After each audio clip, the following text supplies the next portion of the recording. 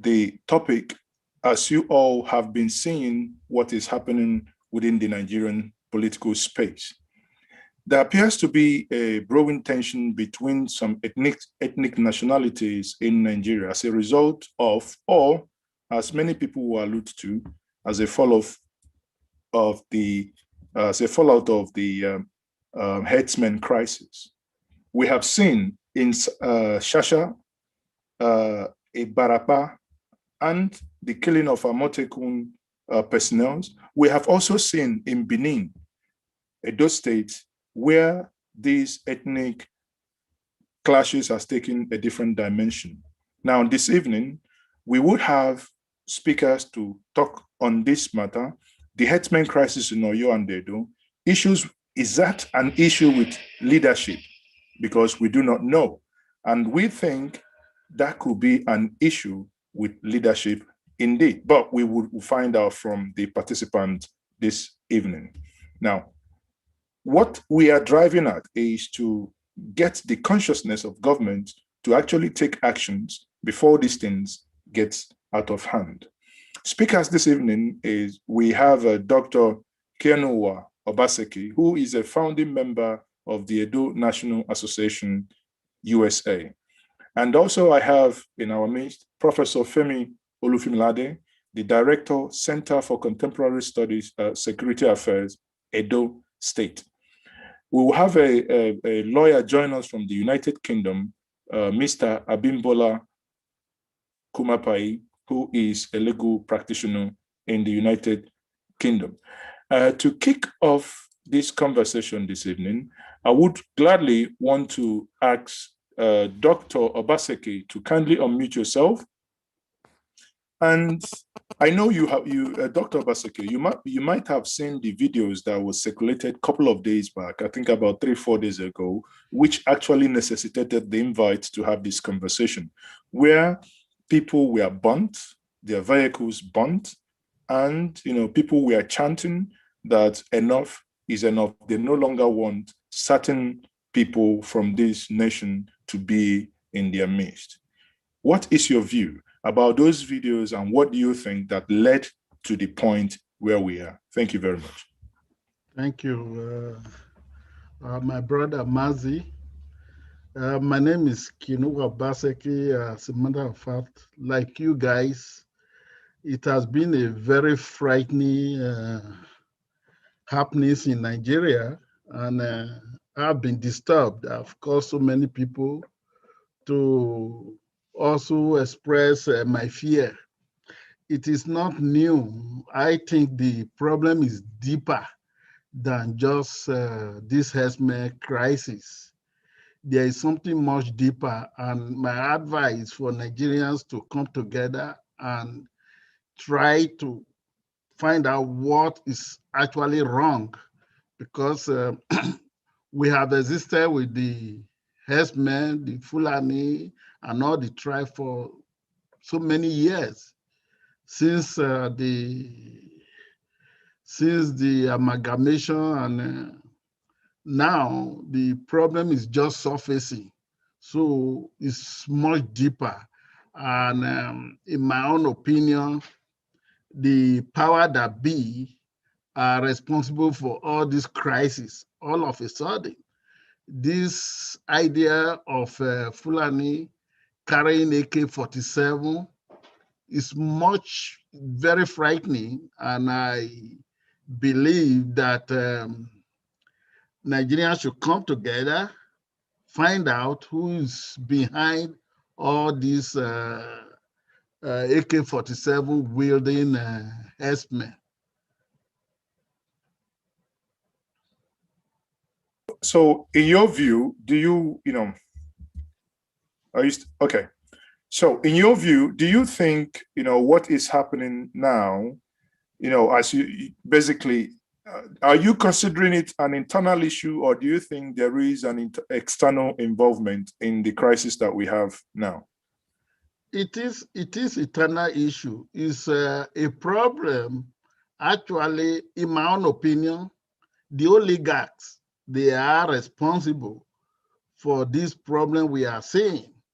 I have to properly understand what's happening in Nigeria, you will need to also consider the history of the people involved, mainly the Fulani oligarchs, what their antecedent in Guinea, Mali, and recently Central African Republic.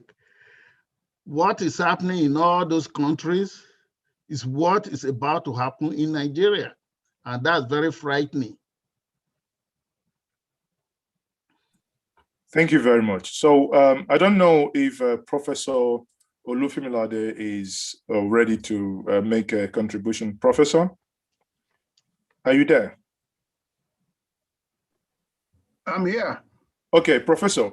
I mean, you've seen what Dr. Obaseki have basically said, or rather, you've heard what he said. Now, in your view, let's come back. You know, one of the reasons why you are invited here is you are a professor in Edo State, while you come from the Southwest. So basically, you are in between whatever is happening. We have seen the incidents in Shasha, and I saw some videos this morning that really got me alarmed, where properties, they are very hellish. And while you'll be talking, I will see if I can play those videos. Those videos are very scary. So looking at these videos and some of the videos you yourself in the last 3 weeks or in the last 1 month that you have made, and the calls that you have made for the federal government to take actions, what do you think is still behind it, why the federal government appears to be incapable of taking any action to nip this in the bud? Well, I want us to quickly make a clarification and distinction between what happened in Shasha and what has become a prevalent trend of killings in the what I may call the predominantly rural areas of Yoruba land. The Shasha is an Arewa community that is populated largely by Hausas and to an extent Yorubas. It's just like Sabo in Ibadan. Shasha is majorly a trading community where things like foodstuffs, tomatoes, onions, pepper are brought from the north for sale.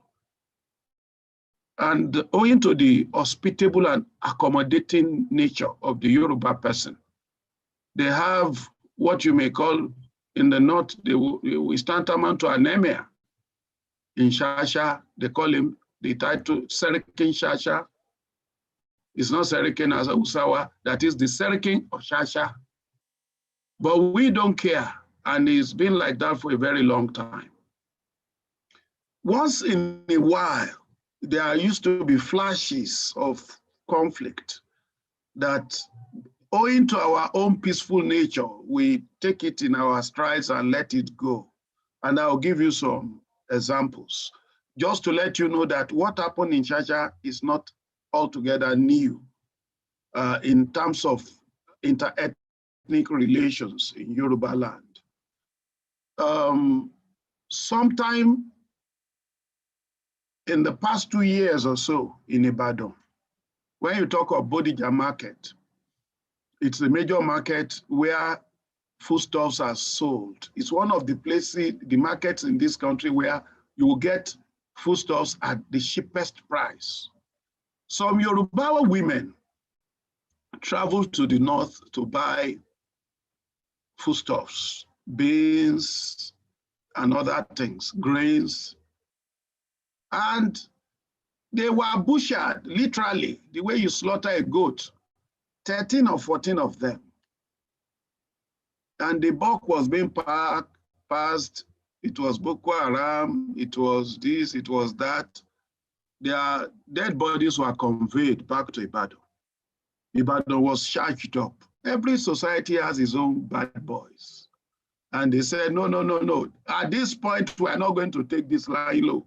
The Hausa community, the Arewa community, they are going to pay dearly for this, because there was wailing all over the market and loved ones.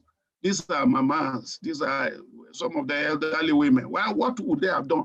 Their money taking, everything.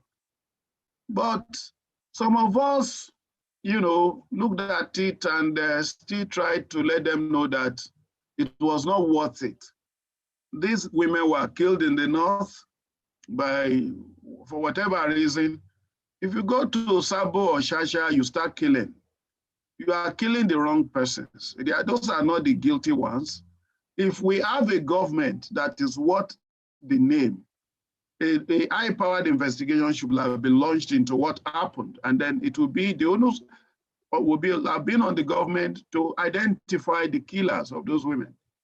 So people let it go. Those women were buried. Most of them were Muslims. They were buried according to Islamic rites. So that is one. I'm just trying to tell you that we've been at the receiving end over time. And that's why people look at the Yorubas that Yoruba people only get out. They no fit talk. They no fit fight. They be mumu. They are afraid. Why they no carry gun during June 12th? We've always been receiving such insults. That is one episode we allowed to go. I will recall another one. In Ile-Ife, there was a communal clash between the Hausas in the Sabo in Ile-Ife and the Yorubas. It happened exactly the way this Shasha thing happened. An Hausa man fought with a Yoruba man. Somebody died. Before you knew it, it became a communal thing. Each tribe or ethnic group trying to side his own person. Okay. And then it became a communal thing. It started as a private feud. And what happened? Order came from Abuja that all those Yorubas involved in that feud, in that clash, should be brought to Abuja. Why that was necessary, we didn't know.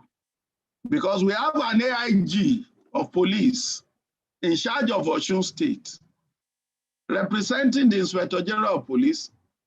We have a Commissioner of Police in that state. And of course, we have divisional police officers. Why that order was necessary? 23 of them, including a traditional ruler, were bundled off to Abuja. Then Afenifere, another well-meaning Yoruba, started saying, this is unfair. Meanwhile, no Arewa community person was arrested or interrogated for anything.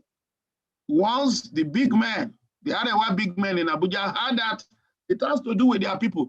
Even if that person is a leper, they immediately take sides and they begin to act as though the country belongs to only themselves. Now, coming to what happened in Shasha, the narrative I got was that a cobbler was killed. A Yoruba cobbler was killed by an Hausa man. The Hausa man was having an altercation with a pregnant Yoruba woman. So this cobbler who was in the neighborhood, perhaps he was agitated by the way the Hausa man was rough handling a pregnant woman, and he tried to step in to stop the commotion. And that was how he was lynched. He was literally killed. And that was how a crowd gathered that, no, you will not go. And before you knew what was happening, it became a community. The Hausa started supporting. In Shasha, there are more, because Yoruba people somehow, when you come around, whoever you are, and you smile and you say, I want to business in you, I want to do farming or whatever, before you know it, they give you a space to occupy. So in Shasha, it's like you are in Kano. So all Yoruba shops, they could identify Shasha, because Yorubas too have shops there. Everything was raised down. The federal government, they control all the security agencies.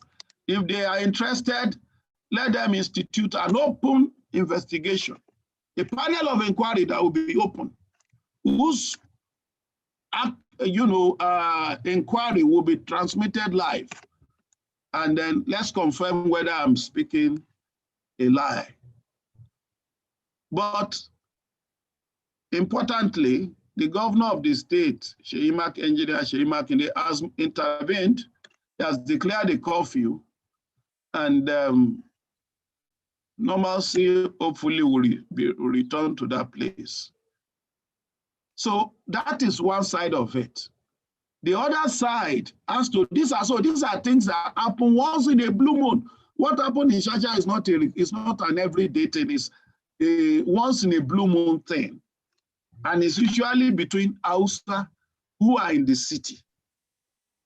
The Hausas don't really stay in the rural area. Because of the nature of the things they want to do. Prof, if I may interject quickly here.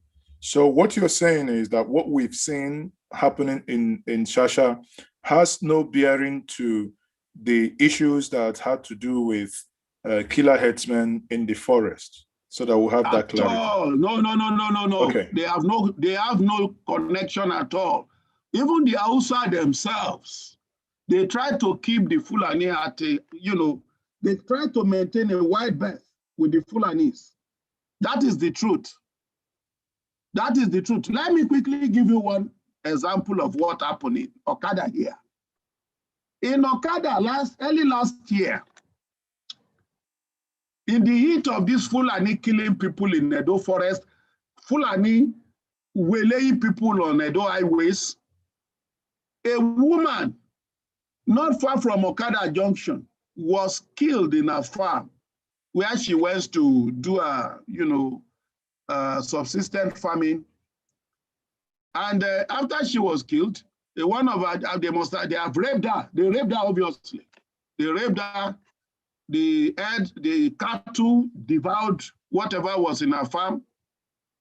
And interestingly, they removed one of her legs from the ankle. So that was a similar thing the Fulani did in Ondo State, where they removed 2 hands of one of those they killed in the ongoing killings in the forest of Ondo. Why they do that, I don't understand. Why they will remove 1 leg, remove 2 legs, or remove 2 hands.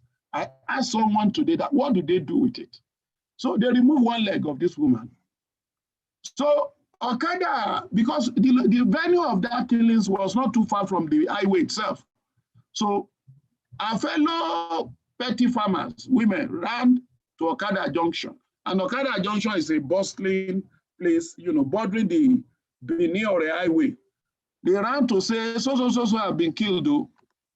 So all the young men there, they ran to the bush, they brought the woman, they laid her corpse at that Okada Junction by the highway. And they were charged. They said, this is one killing too much. Somebody's life on the other side will go for this. Before you know it, they pounced on one Hausa man and killed him. And the Hausa community did not retaliate. But they made it clear, because they understood that it was done in error. They now made it clear to them that these Fulani people, I'm telling you this authoritatively, not that people told me, that these Fulani people you see, we are not even in good terms with them ourselves. That we are terribly pained that a Hausa man will have to pay for the sin of a Fulani person. And for that reason, for 1 week, they decided to close their shops. And they also live from hand to mouth, more or less. But to tell you how deeply they were pained and to register their innocence, they shut down the abattoir because they are the ones operating the abattoir. No cow was killed. In Okada, Igwabazwa, Egbeta, Utese, Use, Iguamo, and all those adjoining towns, you will not find cow meat to buy at that time. People are making do with bush meat, fish, goat, and the rest. So there is a distinction. Anywhere you find the Hausas in large numbers in the south now, they are trying hard to distance themselves from the Fulanis. And they try to let you know that they are also victims. So what happened in Shasha is quite unfortunate. It's different completely. It's not the same thing. The killings by the Fulani appears to be a well-organized thing.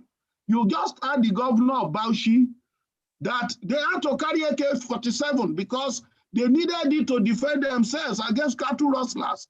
So that is trying to tell you can extrapolate from there. That you can also extrapolate why the federal government headed by a Fulani president, upon all the outcry, all he could do about 2 years ago was to ask those of us who are legally carrying illegal possession of guns, licensed to carry firearms, to surrender it. Meanwhile, these ones are receiving guns upon guns daily in the bush. If you Google, just Google as I'm saying this, Fulani herdsmen receiving ammunition through helicopter, you will see that there were reports in various national newspapers in the past that villagers saw helicopters dropping arms and ammunition for Fulani in one forest or the other. You will come across it from the north, from the south. So this is where we find ourselves. They are there and they believe it is their entitlement to carry these arms. And now they are not just using these arms to fend. They are now using it to rob.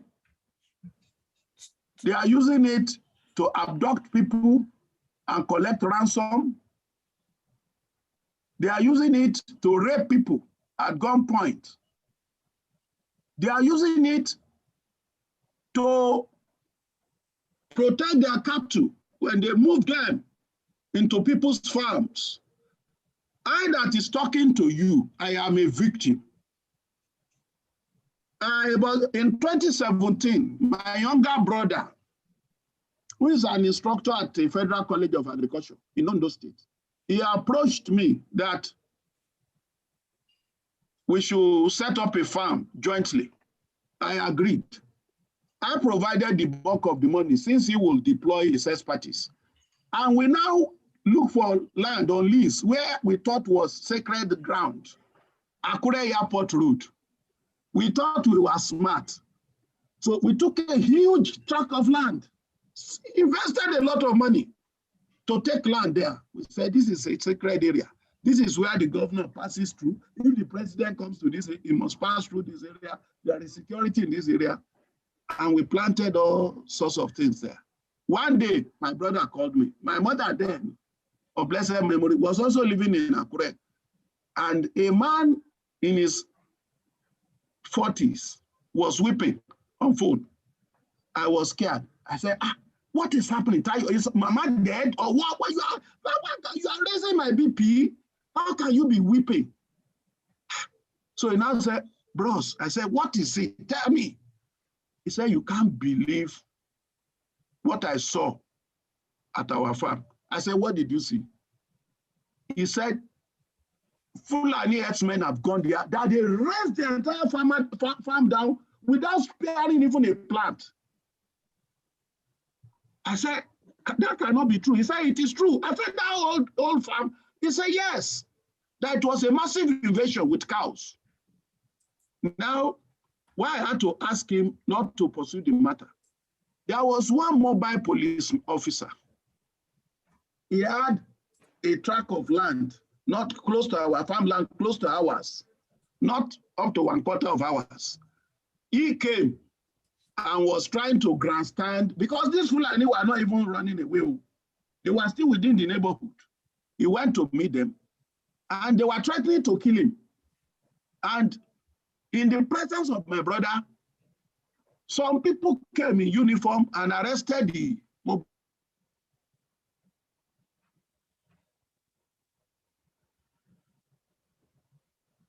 I think it's a fine place to, until Prof comes back, I think it's a fine place to take a break from him. Now, you know, as usual. You may think I begged my brother, and then the wife called me that I promised my brother, I will pay all your whatever you are, go and cost your labor, your expertise, and whatever money, the seed, you say you brought the seed and all that, I will pay you back. So I refunded him. So when I'm talking, it's not as if I'm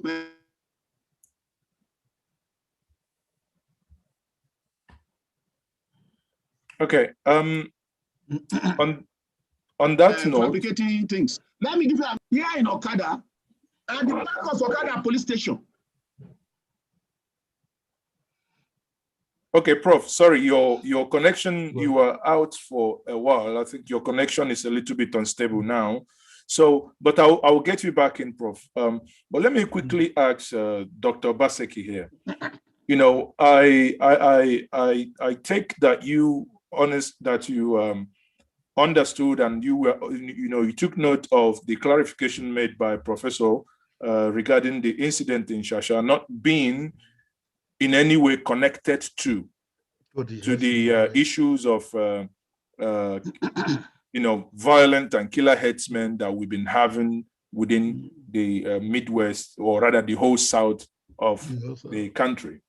Now, if we come down to the incidents that happened in Benin within the week and last week, is there any way you can, are you able to throw some light, for us to make sense, understand better what actually happened aside the videos that we saw? In Edo State, in the southeast, southwest, if you think of all the atrocities being committed by all these Fulani herdsmen, it's all about Ruga. First, Fulani settlement, we said no. Ruga, no. Now, the Fulani herdsmen, they try to take the land by force. They don't want to coexist with you. They want to establish their settlements in the forest area. These are the Fulanis from Central African Republic. The recent crisis, after which the president issued a no visa travel. Any Fulani who comes to Nigeria can just get into the country and settle anywhere he likes. And they did not expect this resistance from the Southerners.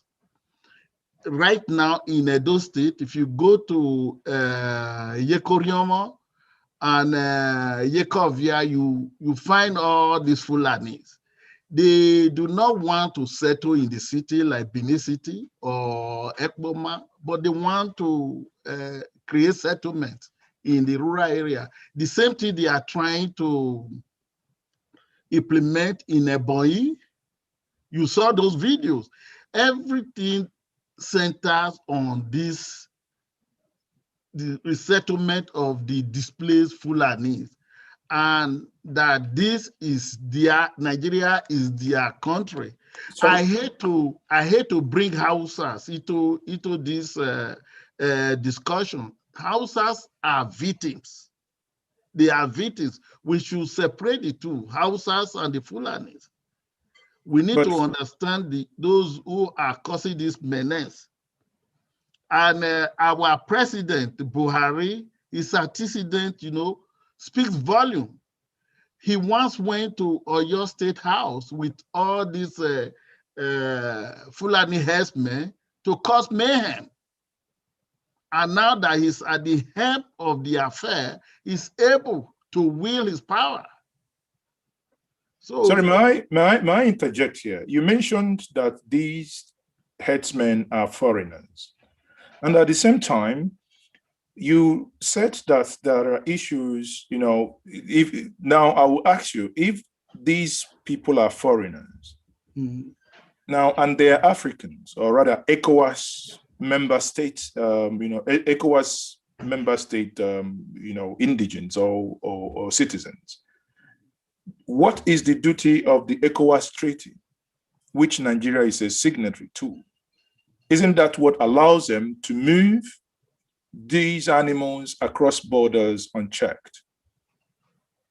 Well, not to acquire other ethnic lands, not to seize land by force. You know how currently the problem in the Middle East is ravaging the whole world is about land, settlement of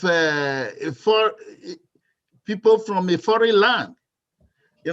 They've been displaced from Central African Republic, they've been displaced from Mali, and now Nigeria is their home. You see, and they want to settle in our forest. That's the problem. That's the core of the problem. Yeah, because nothing more. If we understand that these people are not, because we will come to the solutions. If we understand that these people are not Nigerians, as you've said, most of them, if we understand that most of them are not Nigerians, so we will come to a point where people have to say, if the intention, as you just said now, that is the intention is to come and take land and displace the indigenous people. Why do you think, or why does it appear that the federal government, that this should bother, because the land that they are taking belong to a sovereign nation? So why do you think that the federal government appears incapable to stop them from these land acquisition, if that's what is being played out here? Because most of them have a vested interest in settling them in Nigeria. It's pure and simple. Okay. They requested formally, and we said no. Now they try to take it by force. Why would you go to a foreign land and start building settlement in the forest? What is your intention? To create a new settlement there? That is what is happening in Kaduna as we talk. First, they requested for this cow settlement where they can graze, and they gave them several thousands of hectares, and all of a sudden they started building houses there, and they created an emirate, period. And then when government, that are conducive to their demands came, they expanded it. And now we have that crisis there. You can't move them away from there. So it's the same problem that is going to happen in the South. We want Nigeria, but they must coexist with the people in the city or the villages. Don't go to the forest and create a new settlement.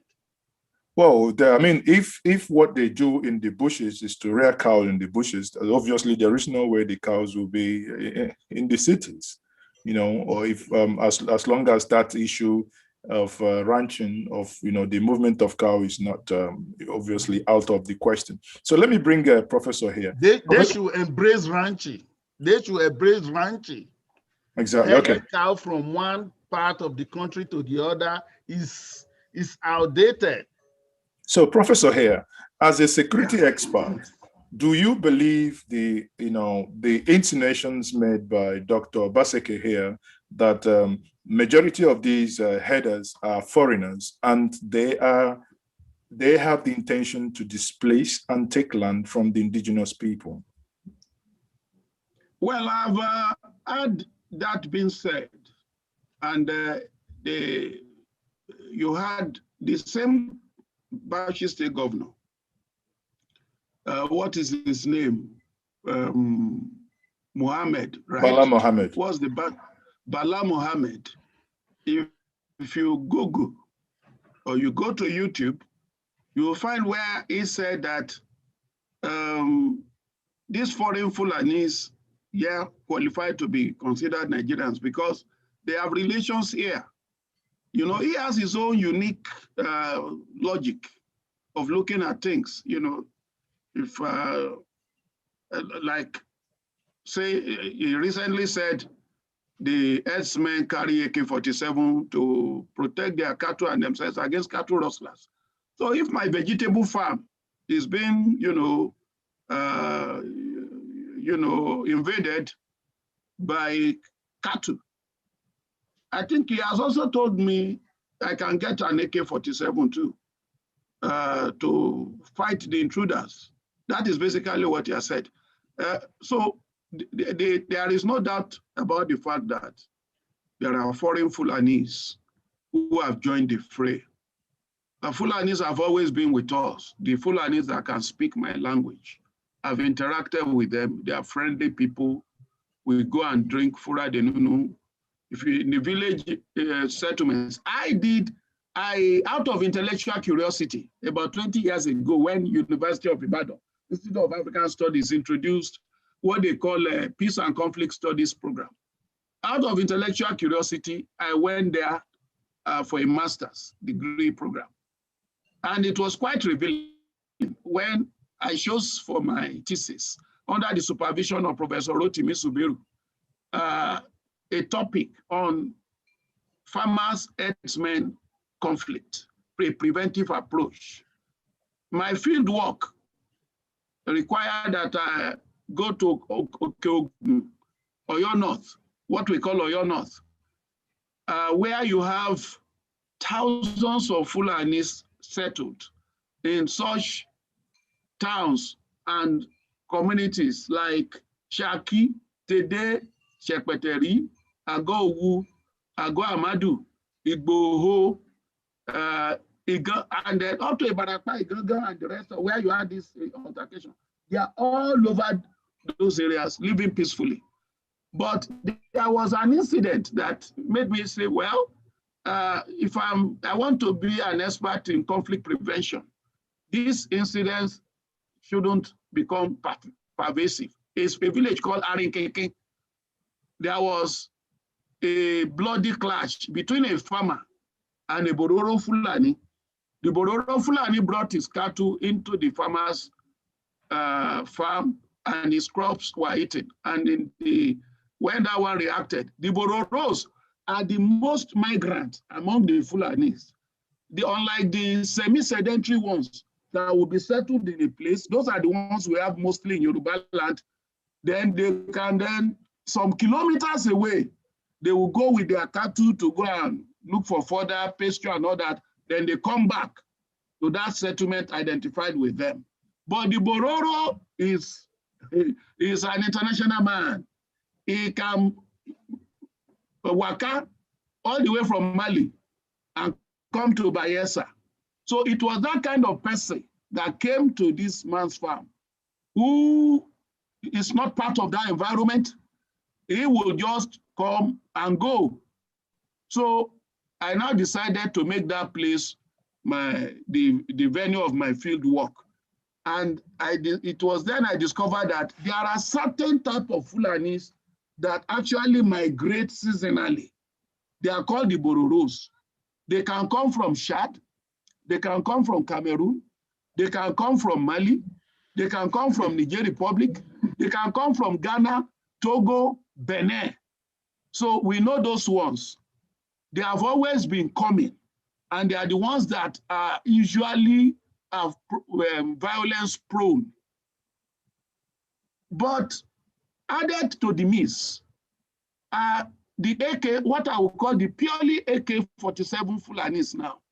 These ones are not really identified with cattle. These are people that Yoruba people will call Igida Eyefo. Igi is a tree, Eye is a bird. When the tree is collapsing, the bird will fly away and run away. These are this set of people who come under the pretense of herding cattle, and they mingle with the ones herding cattle actually. Then they rob people. They are mostly domiciled in the forest adjoining major highways, where they believe they will meet high net worth people for kidnapping. And it's like they move as a platoon. They don't move alone. Like the typical Fulani herdsman, maybe a group of 5 at most, usually 2 or 3, sometimes even 1 person. He will just take his cattle from kilometer 1 to kilometer 10 at most. He's coming back home. And he usually carries a stick and what you may call a machete, which I have interviewed them. They told me the machete is carried not to fight. But you know, when they are moving through the bush, they can see snake, they can see shrubs that can entangle a cow. Now, they will need to cut it. And I was convinced with their explanations. But these other ones that are carrying rifles, they are people that are here for a sinister motive.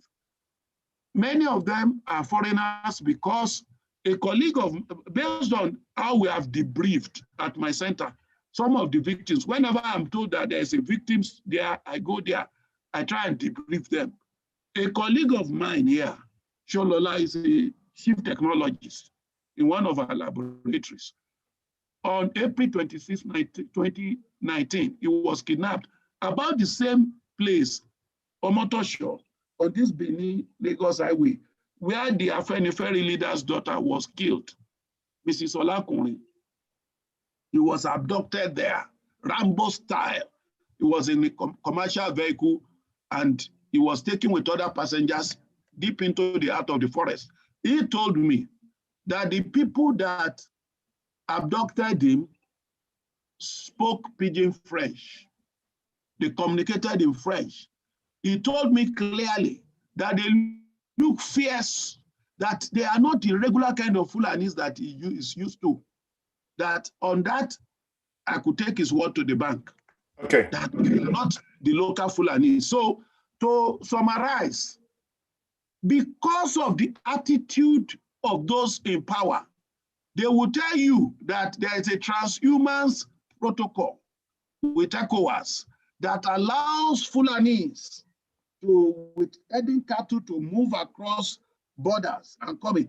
But the question they need to answer is, does it mean they can also cross with AK-47? Does it mean any Fulani at all is covered, whether he has cattle or he doesn't have cattle? And does it mean that we cannot do an enumeration of this Fulani because of that protocol? We cannot even try to take a kind of, for security reasons, to say when you are moving into this area, go and register yourself in so place, so that we know you.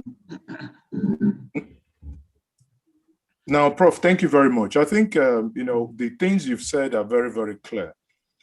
You know, you've basically highlighted, again, from your field work as someone who is well knowledgeable within this area, that we have many of them who are not Nigerians. Now, the question is, that begs for answer. If, according to what you said previously, that, you know, when we talked about the issue of Shasha, and if that when some of them commit, or rather the foreigners amongst them commit this crime, which impacts the local Fulanis, wouldn't that now lead us to the incident that had to involve the Iboho, or, you know, I think Mr. Iboho, where it was rumored that someone was kidnapped and the head of the Fulanis within his community appeared to know, or rather got involved in ransom negotiations as a means of helping. The question then would be, how do we get to a point where our fellow citizens who are headers, who are also at risk? Because if we go by the argument of Governor Bala Mohammed, who said that the reason why they bear arms is that they can protect themselves against cattle rustlers. So if we go by that argument, how do we go from the point of having these people who come in to terrorize the citizens, including those that they rustle their cows as victims as well? How do we come to a point of protection? Begin to, you know, how do we come to a solution that the citizens of this nation will be protected, that even the genuine, because when we say quote unquote, the genuine headers could as well, because these are headers. Many of us know, growing up, we knew headers who were within the society. You knew where they camped, you know, it's been their lifestyle. That doesn't mean that one supports and promotes a primitive 17th century lifestyle in a 21st century. But how do we get to solution? Well, I think first and foremost, the political will must be there. The other time I did a video, you know very well that President Buhari is my longtime friend.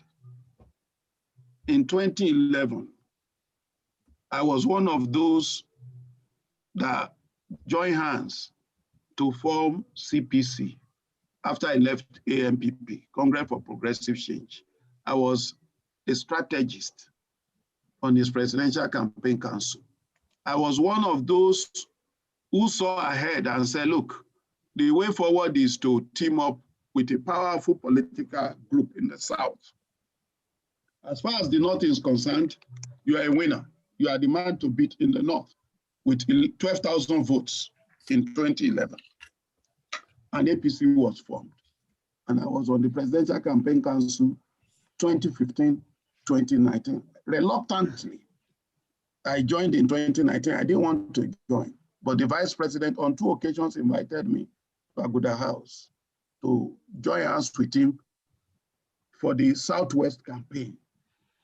Being someone that I have a very high regard for, and with the assurance that we're having a next level agenda, I was even there to help review the next level agenda, to look at its offerings before it was unveiled nationally. And of course, you, Maazi, Ezeoke, recall that I even arranged for him to meet members of APC UK, if you may recall, early 2019. And he came to explain the next level agenda and other.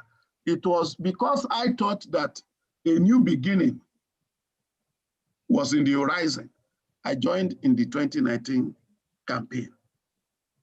Now, I want to tell you that there is nothing required to solve this problem that is not on the table of the powerful people in Aso Rock. I'm telling you that. So that is why when in a platform I belong to, I see 1 or 2 characters trying to harass us when we express our displeasure that we should be thinking of solution. I just look at him that, what is this man saying?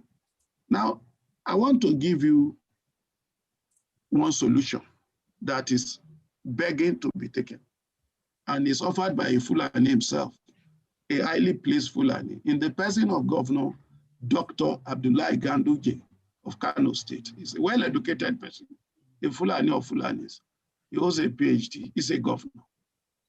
About 2 years now, he has offered vast tract of land in Kano for ranching, for settlement of the Fulani, migrant Fulani. In the past 1 month, he has come out not less than thrice, passionately making a plea. The recent statement he made was that, who among you, Fulani elites, those of you who are powerful people, who are saying that the Fulani nomadic pastoralism is a way of life, who are among you who allow your child to follow cows from north to south, east to west, since it's a Fulani tradition? Will you like your child to be part of that tradition? To tell you the level of his anger. So the point is that there are people in government who do not want to embrace solution. In the master's thesis that I wrote at University of Ibadan on preventive approach to farmers' herdsmen clashes, my good friend, former head of state, General Abdulsalami Abubakar, was the person I dedicated it to.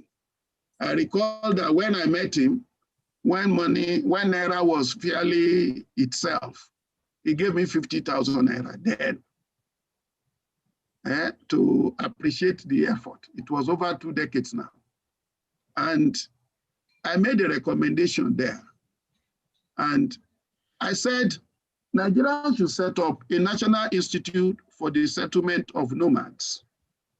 And that National Institute for the Settlement of Nomads, NISON, will be like any other national institute, but its mandate will be to establish cattle ranches in various suitable ecology across Nigeria. And these nomadic herdsmen will be mobilized in large numbers to settle in those ranches. And any other Nigerian, whether Igbo, whether Ebira, whether Hausa, whether Yoruba, Ijo, interested, even Lebanese or Indian domiciled in Nigeria, interested in cattle business, can also go and take advantage of the facility at the various ranches under the management of the National Institute for Settlement of Nomads. Maybe today I would have loved to change the name of the institute, but since my focus was on settling the nomads, that's why I coined it to be NISON. Now, it's a paradise of sort, the image I painted there. And that image was arrived at in the course of dialogue with the nomads themselves. I remember one who I interviewed in Oyo town.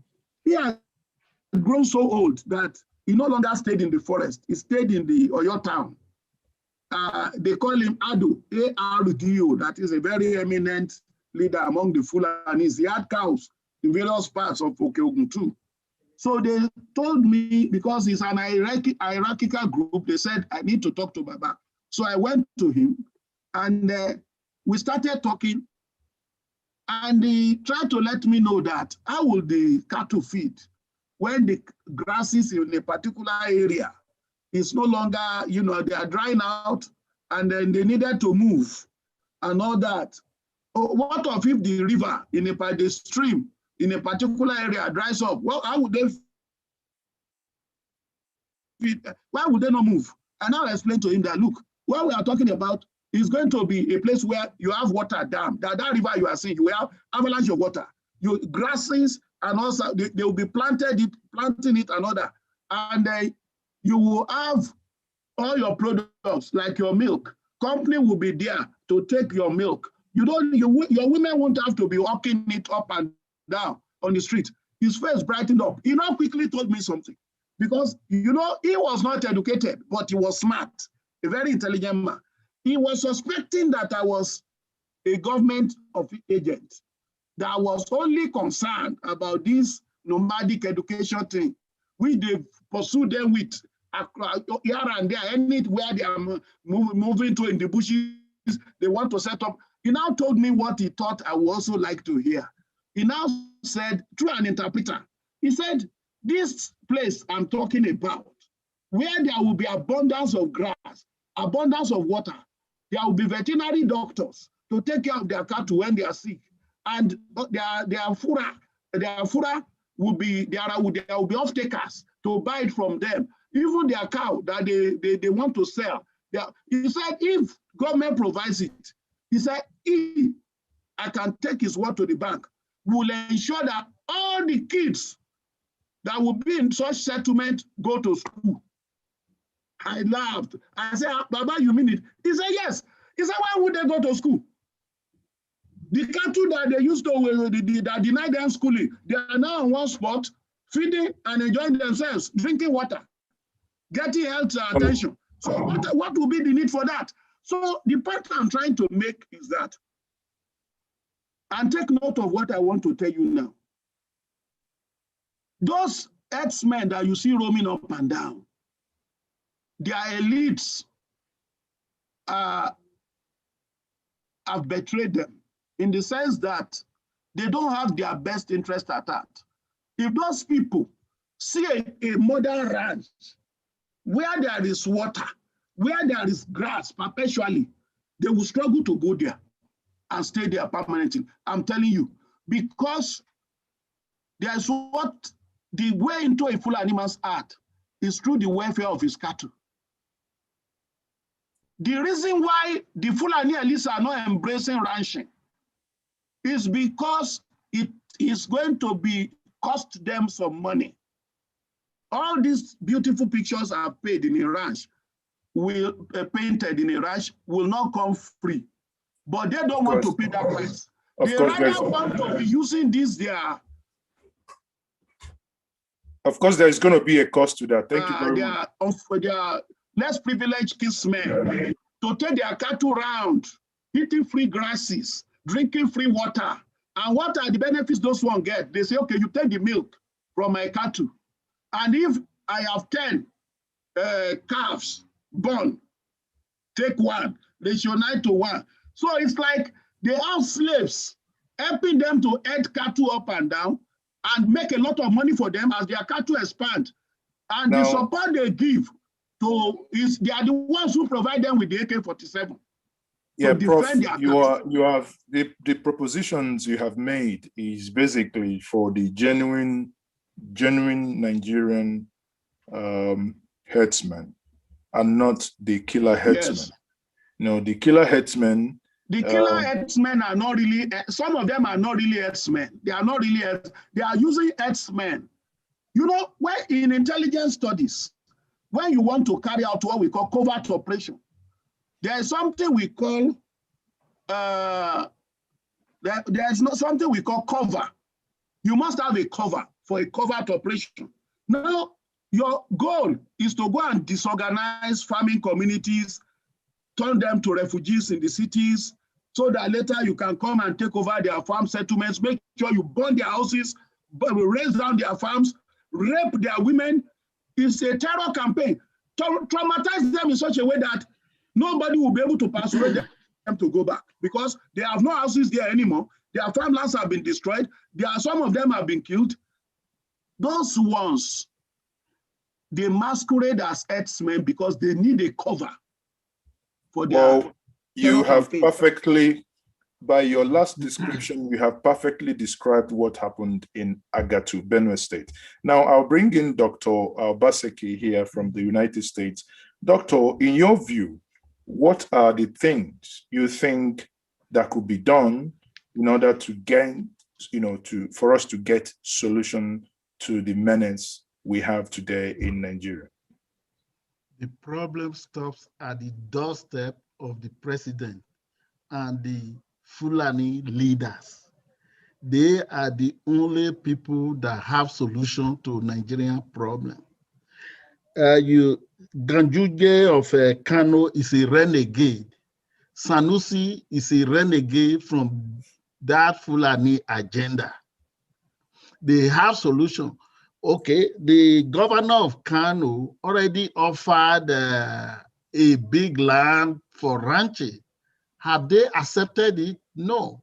The issue is Ruga, implementation of Ruga, and that is going to dismember Nigeria.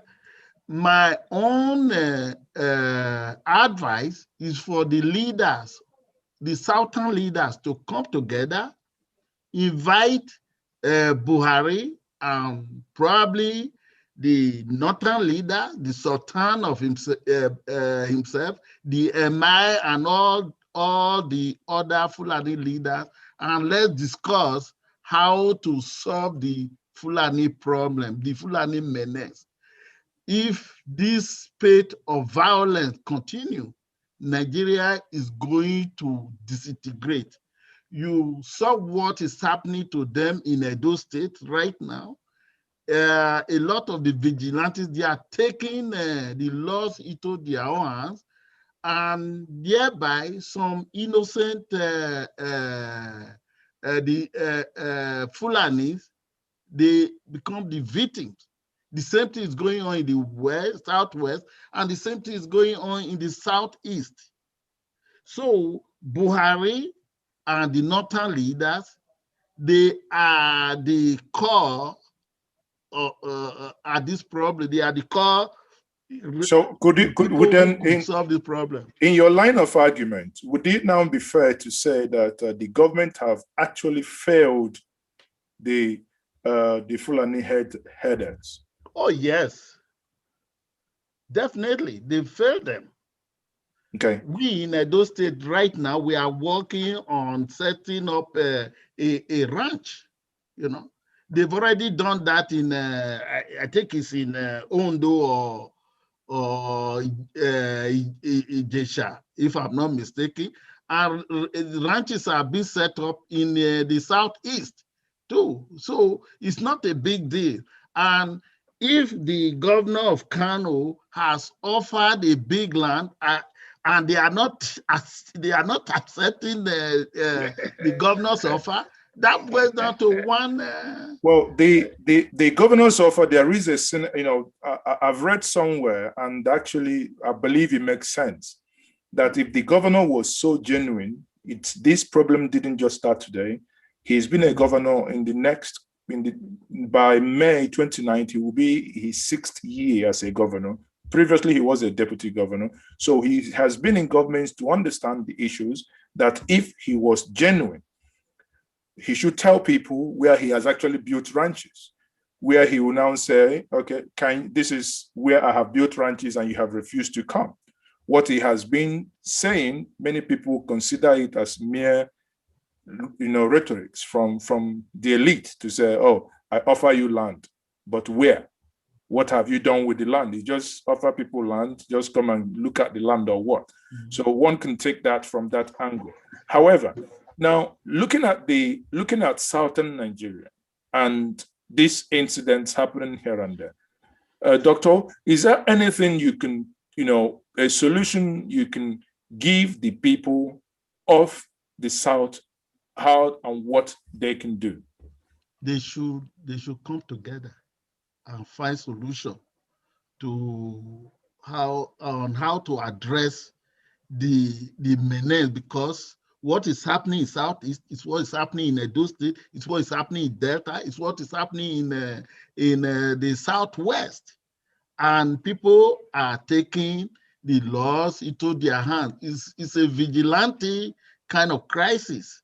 So the elders, they must come together and find solution.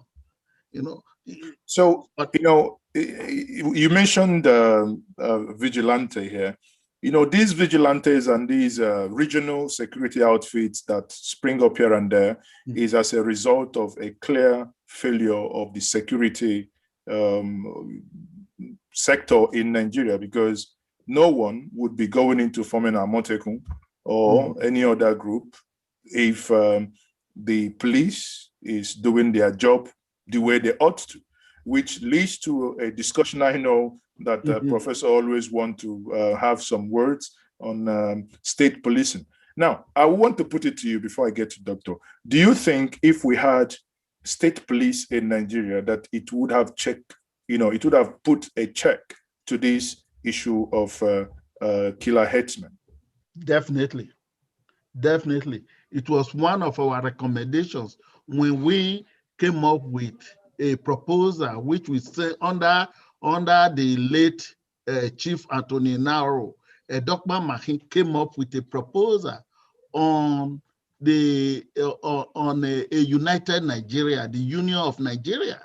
We called for all the creation of state police, city police, and the federal police. That's what is practiced in America. So you can't just pick and choose. We've taken the American model, but what makes America great, we discarded it. Okay, thank you very much. State police. I would be entertaining questions from the audience. So if some of you in the room here, if you have questions, please use the raise hand button to raise your hand. I will call you to make your contribution, or if you have questions to ask, then to the panelist will take your question. Now, Prof, the same question I bring to you. Do you think, obviously in the forums where we belong, you have written extensively on the need for state police. Do you think in this case of killer herdsmen that if we had state police, that they are going to help in eliminating, if at all, this issue that we have at hand? Let me say something. You know, even though there is so much emotion here and there, some of my Yoruba brothers and sisters may not be happy with what I want to say now because they are so unhappy and they are so angry that even talking about lending a helping hand, they will just think maybe I have gone to drink too much alcohol. That's why I'm going to say, I'm saying what I'm about to say.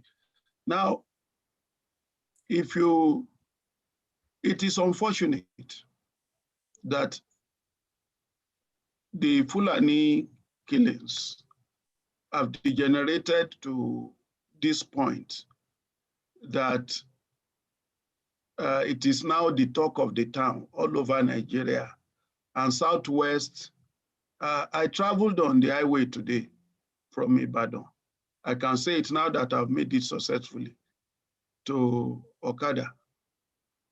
And I asked the driver, because I dare not travel in any of my cars because that would be very suicidal. I said, how safe this road now, Oga? How it be now? Because the thing where they see for social media, they fear me. He said, Oga, the road too bad. But we don't get anything where we go take shop. Now they make me enter. He started showing me, okay, we go soon reach one area where this thing, they happen. Where they kidnap somebody the other day, where they kill. I'm telling you, I had to say, let us pray. So I now led the prayer session, serious one in the vehicle, before we moved. In fact, any moment I sat in the front, I was virtually regretting that seat, when that girl got up from the front for me, I should have kept my middle seat now. Because the front seat had a better leg room. I said, the way these people normally shoot Rambo style is from the front. So I said, Tom, God, I'm in your hands to tell you how one lives in fear in his own country. After we got to Ofosu, or to Ore, I said, Lord, we are yet to get to Okada.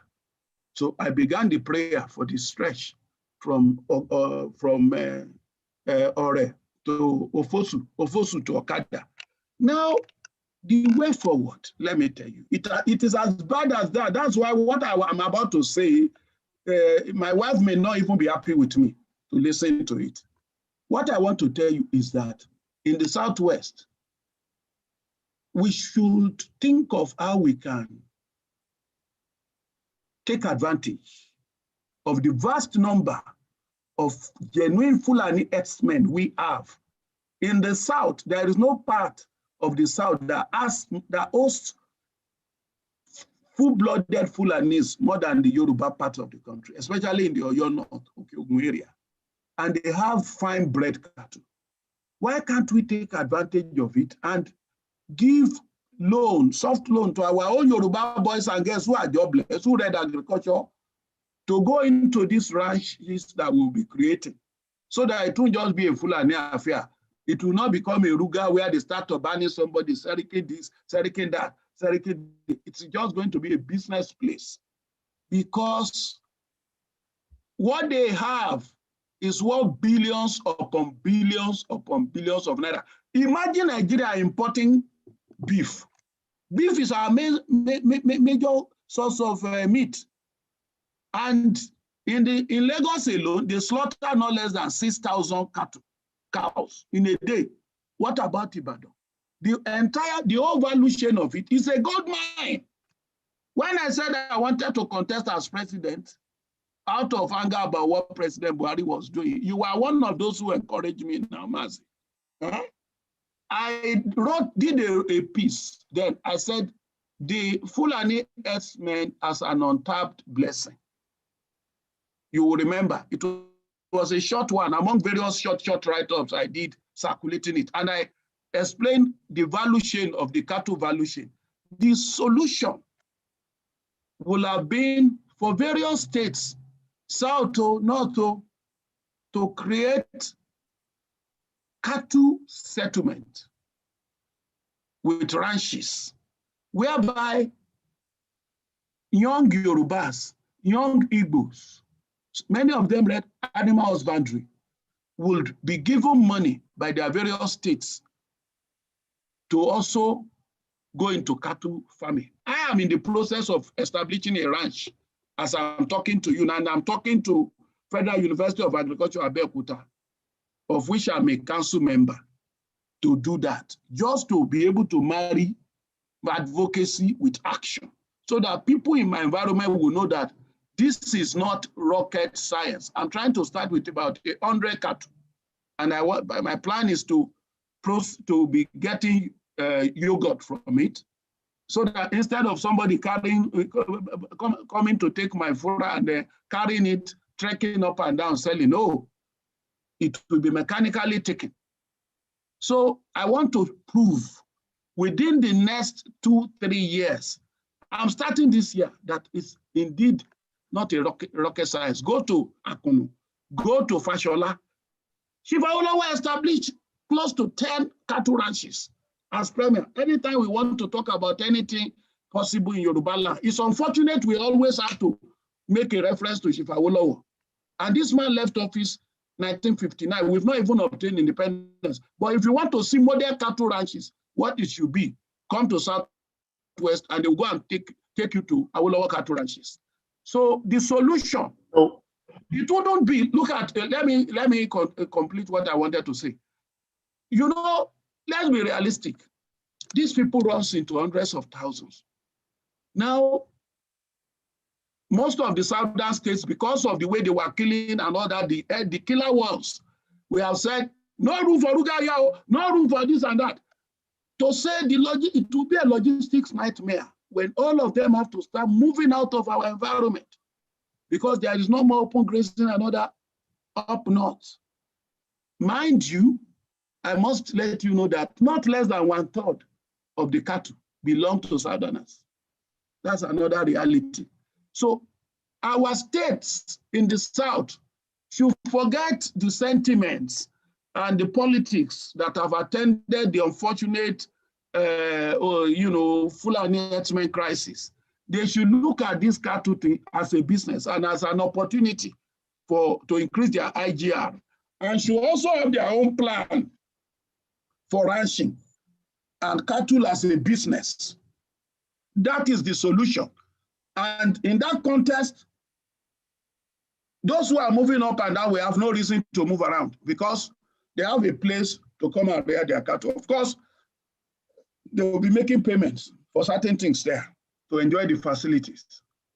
But they will be able to breed better cattle in terms of, if you see cattle that are ranched, the same breed and the one that is being taken up and down, matching it from Chokoto to Lagos, and the same breed of cattle, you will see the size. If this one is weighing 120 kilo, the other one will be weighing 220.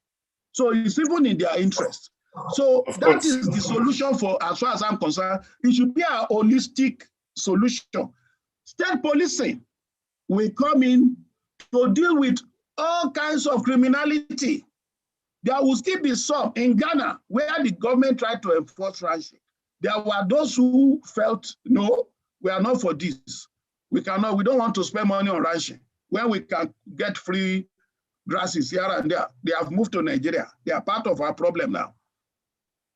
So that brings me, Prof, that brings me to the question. That brings us to the question that if countries like Ghana, Central African Republic, were able to deal with these issues squarely and head on, so what is the problem with Nigeria? Their political will is not there. The elites who own the cattle, they are greedy set of people, they are slave masters. They don't want to invest in ranching. I don't want to do ranching now. The money it will cost me to do fencing alone. You know why you want to do a proper ranch? It's not just like a plot of land. You can do it on the plot of land if you don't want to. If you just want to have some Holstein Friesian that will give you only yogurt, you can use a plot to have like 30 or 40 cattle, but they have them in thousands. So for you to say they need to ranch, then they will have to pay people to get them food for them. They will have to know how to get borehole and provide water.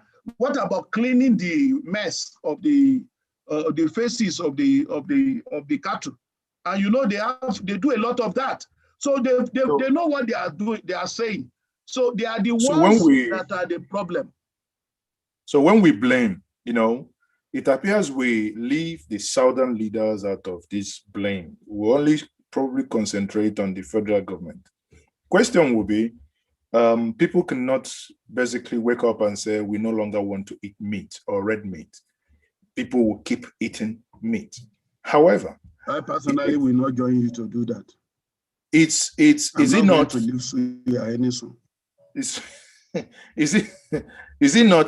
not better when the state take action? Because all we can hear is cry everywhere. Oh, they are killing us. Oh, they are doing this. But I haven't really seen any strategic thinker that can say, okay, in the next 6 months to 1 year, my state would create ranch for so many number of cows. If we say no open grazing, we have a dedicated place that if we catch your cow, either we seize it or you must go to this place and you pay us XYZ. I have made propositions in my videos where I actually said, if we are serious in solving the situation, what stops us from chipping every single cow? It costs less than $3 to do that. And if we chip every single cow, when rustlers take these cows, you can through GPS, you know with the direction they are going, you can now actually begin to add value, because cattle railing is one of those areas you can launder money nobody knows, because obviously it's uncontrolled environment.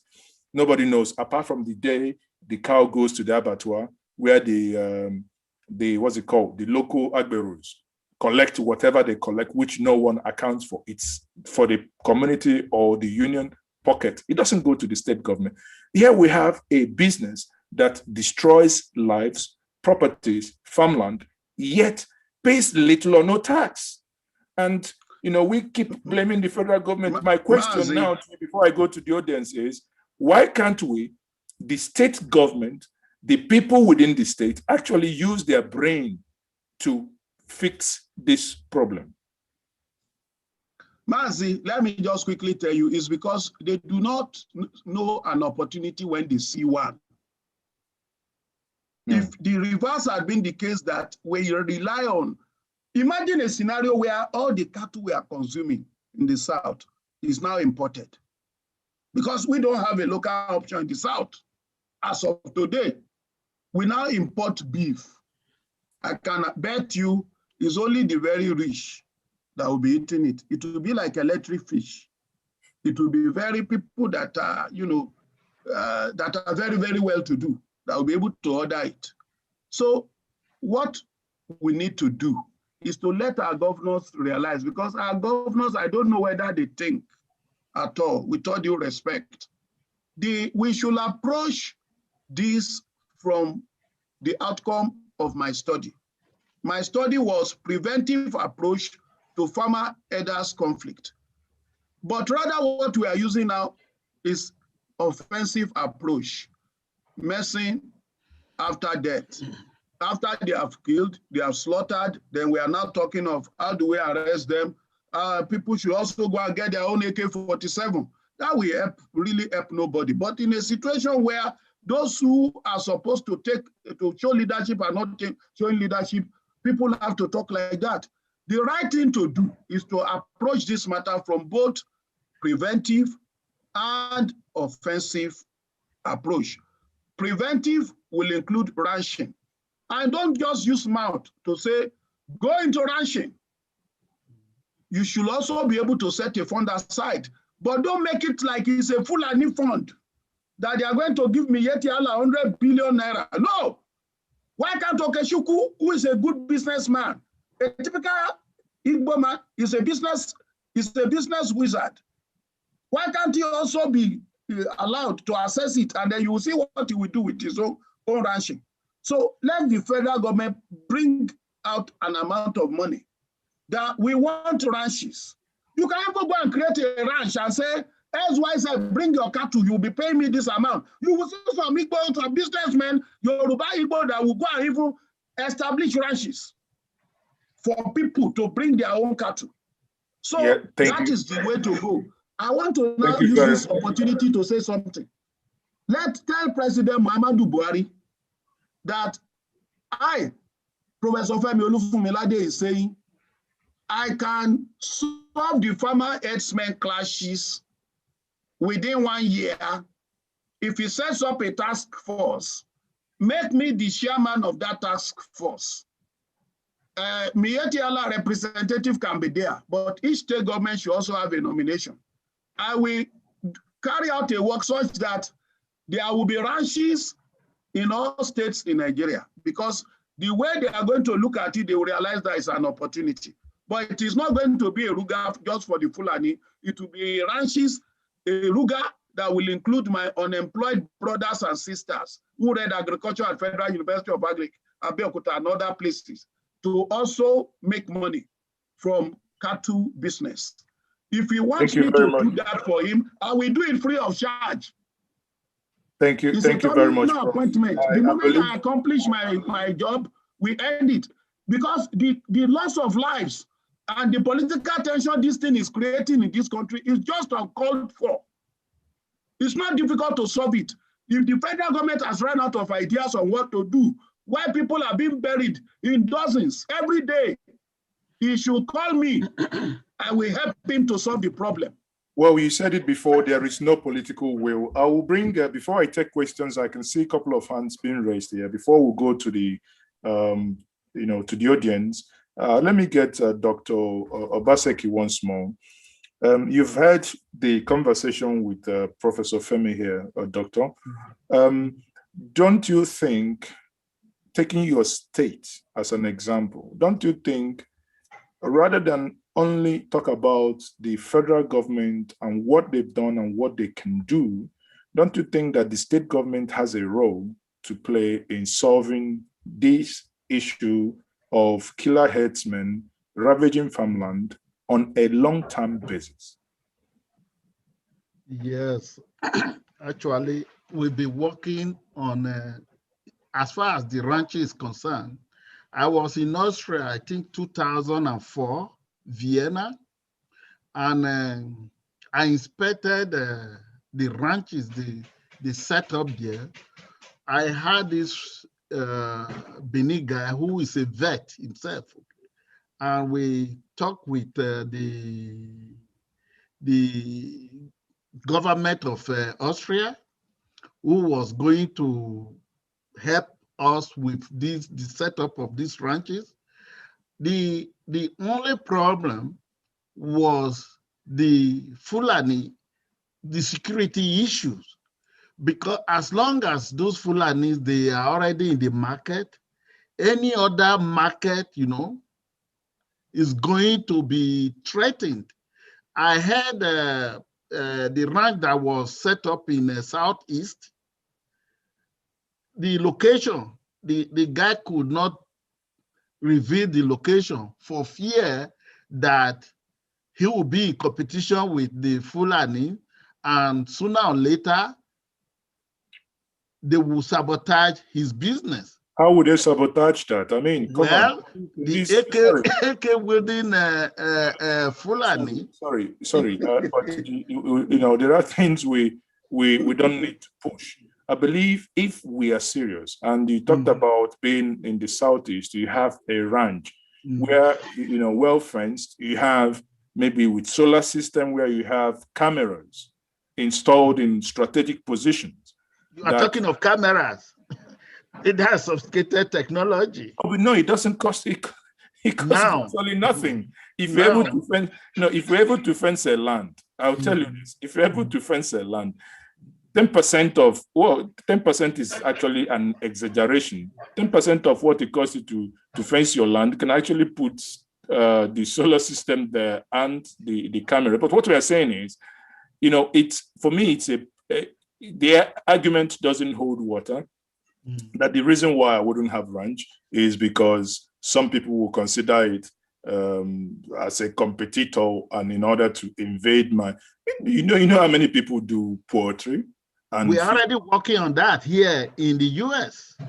We have a group right now, and I even promised to buy about 100 cow, and many of my colleagues, they have promised to buy a cow, and Dr. Obaseki is going to establish one soon. It has to be coordinated. You can't just buy a cow and then go and drop them in the forest and expect the cows to thrive, you see. So the issue of security is actually threatening everybody. Now, the main thing That's here, where the state will come in. now I am not a proponent of the federal government or the state government establishing ranches. It should be strictly private. It should be strictly private. Ogbemudia tried it during his days, and it did not work. So what you want the government to do is to provide the enabling environment. The government should support it. No, but it's not. This is a private enterprise. Agreed. There is no contest. But bearing in mind the atrocities that has been committed in the name of these herdsmen, I believe if the government is serious, both state and federal government, there must be some funds set aside. Because if they give loans on single-digit interest rate, I mean, why do we have the government giving loans, soft loans to farmers, to farm rights? Because it's something that they want to. They feel there is an interest there that they want to. I was speaking They are there. People have taken loans, but they've misused them. But now, what I'm saying is that serious-minded ranchers, they can come in, but then the government has to guarantee their securities. Exactly. So it's just the same thing we're saying. So yes, not government, but government must provide the enabling environment.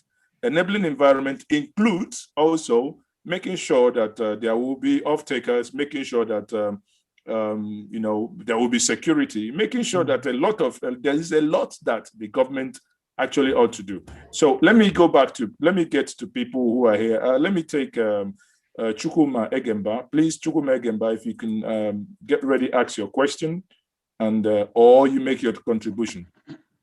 Yeah, yes, thank you very much. Hold on a second. Let me get out of a noisy environment. Hold on.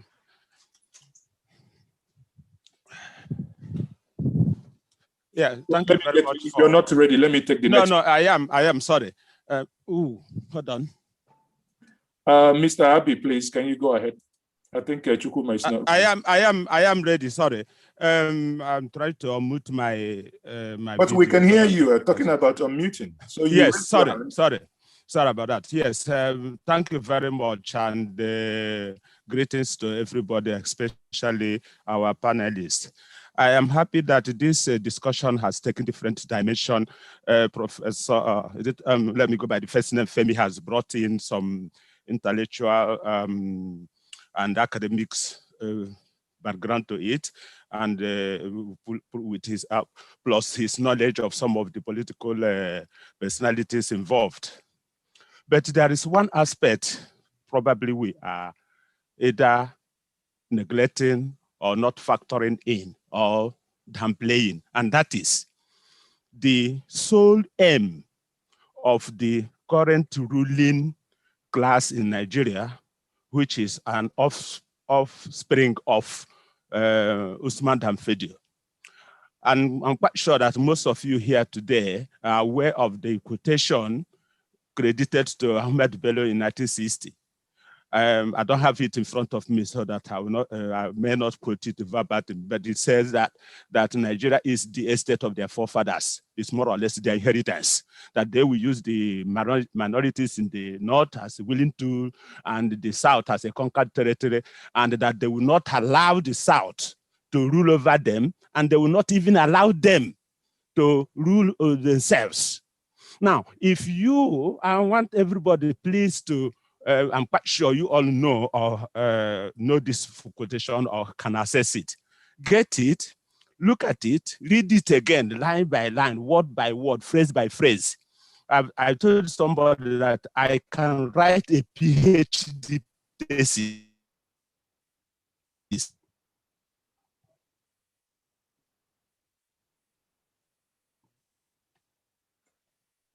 Okay, Chukuma is frozen based on that single quotation. That quotation is the root of many problems we have. I want to use the word place. Hello? Go ahead. Hello? Yeah, sorry. So let me go straight. The problem we are having, yes, there is this herdsmen, the imported aspect of it, the local version, and so on and so forth. All of this, they are all part of the same historical task they want to achieve. That is to Islamize the whole of Nigeria. And what they want to do is this herdsmen, they is important. Before you know it, they settle in their local communities. Before you know it, they form part of the local population. Before you know it, you know how they what's the word? How they multiply. Before you know it, over a period of 5-10 years or so, they will become a majority in your local area. They will vote. They will decide what happens there. The rest will become history.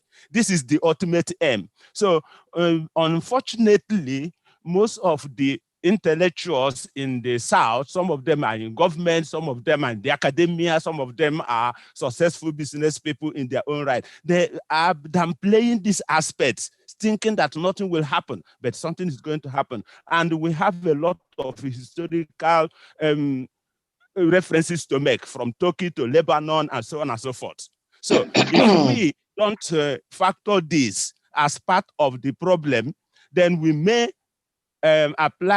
we may diagnose, but apply the wrong medication. So that's one thing I want us to focus. That quotation, the intention, the plan, the long-term plan of the minority reactionary Fulani group to Islamize the whole of Nigeria is the road of I agree with Professor Femi. There is a lot of very good Fulanis. Unfortunately, I've not had the opportunity to meet any of them, but I have had indirect relationship with them, people who have not dealt with them. Some of them are even in the medical profession and so on and so forth. Very nice. I raise my hand up. I don't. And just as he said that, some of those, the Fulanis that are indigenous to Nigeria, they are part of the victim.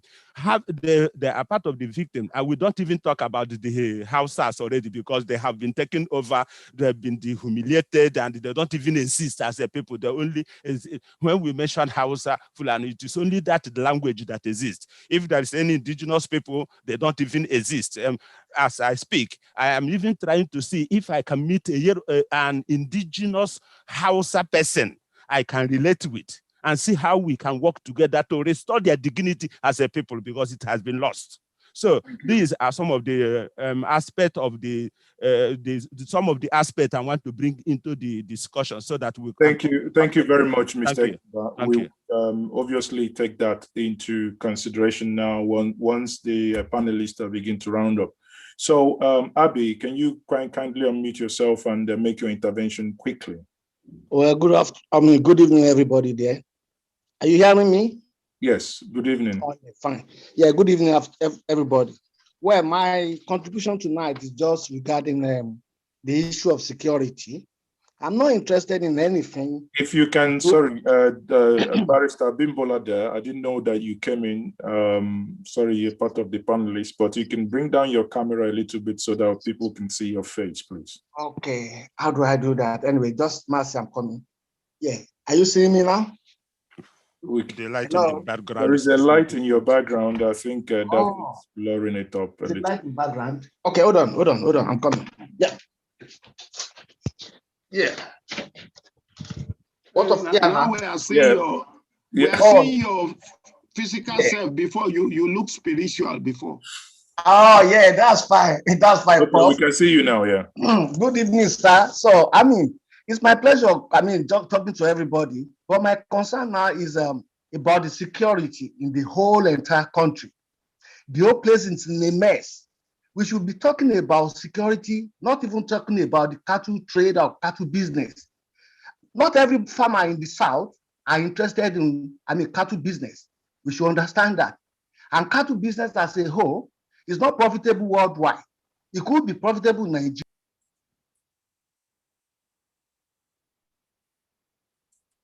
Sorry, kindly unmute. I think you suddenly got muted. Can you? Okay, Yeah, go ahead. Yeah. Okay. So it's unfortunate that we met ourselves where we are today. But then, what are the things we can do?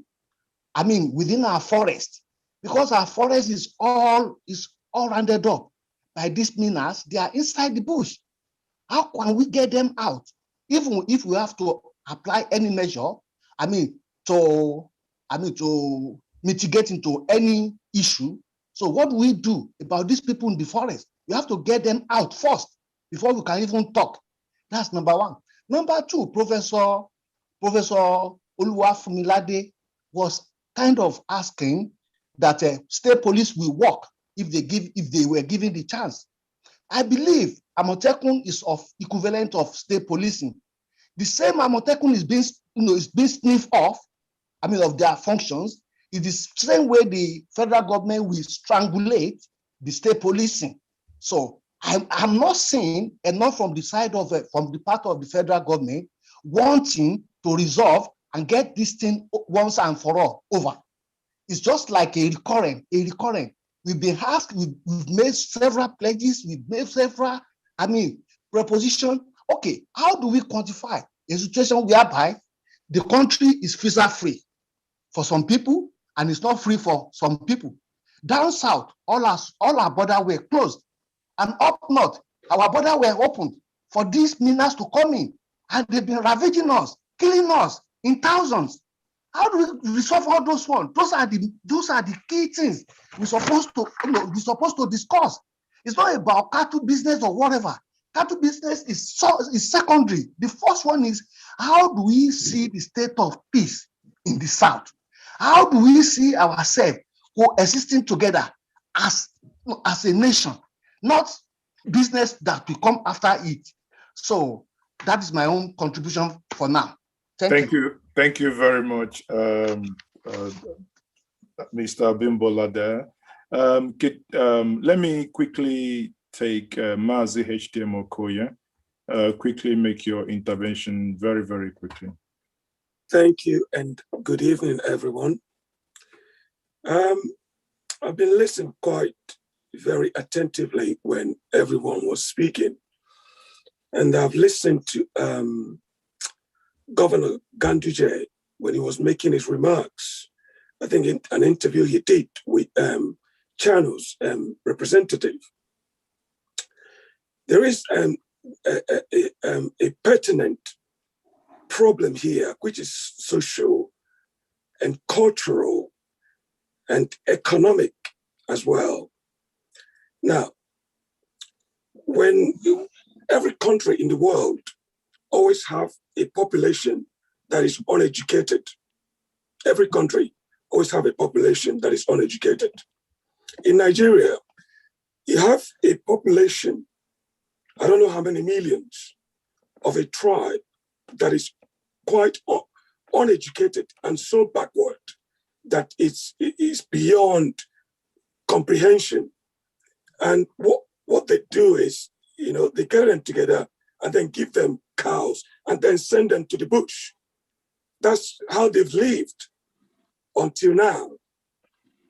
Now, Ganduje was saying that solving this problem is not going to be only ranching. Ranching is not, maybe it's part of the solution, but ranching is not going to hedge people in, or the Fulanis in, and then keep them there without them wandering out. If they want to venture out and cause havoc, they can still do that. The issue becomes, how do we, as a nation, that is, if we are planning for Nigeria to still remain as a country, as a unit, how do we take these backward, uneducated people along with us in order for us to be able to educate them, in order to be able for them to have a social, economic empowerment like other tribes? Because ranching is not, we are seeing it purely from a business sort of point of view, which to my mind is actually scratching the surface. It's not actually addressing the main issue here, which I believe is social, cultural, mixed with the economic side of it. Because these people that we're talking about, some of them are indigent to Nigeria, unless we are saying that all Fulani doesn't belong to Nigeria. But if they belong to the country, and if we are talking about this country staying together as one, we have to think seriously how we must take this backward and uneducated population with us. Otherwise, thank you very much. Thank you. It's just a what should I call it? A fugazi. So thank you very much for your contribution. Then let me come back to the panelists again. I will start with Dr. Obaseki. Dr. Obaseki, you heard what Mr. Egemba said, that there is a deliberate plan of 1, land grabbing, 2, change of demography. That's, I had a week today, on Sunday last week, a conversation with Mr. Samuel Tabara, who is from Southern Kaduna. He made these allusions in the same program here. So what is your take on the comments made by Mr. Egemba? Actually, I'm going to address Brother Chukwuma's remark. He nailed Nigerian problem. It's all about demographics, land grabbing. Ganduje, as I said earlier, is a renegade from that Fulani agenda to resettle all Fulani from West Africa in Nigeria. And so they must come to the southern forest. First, Fulani colony, we said no. Ruga, we said no. Now they must take it by force. So yes, ranching, I also agree with Maazi Okoye. Ranching is secondary. That's an after effect.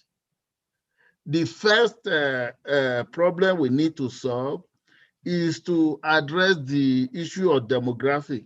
And the only people who can address that problem for Nigeria is Buhari and the northern leaders, period.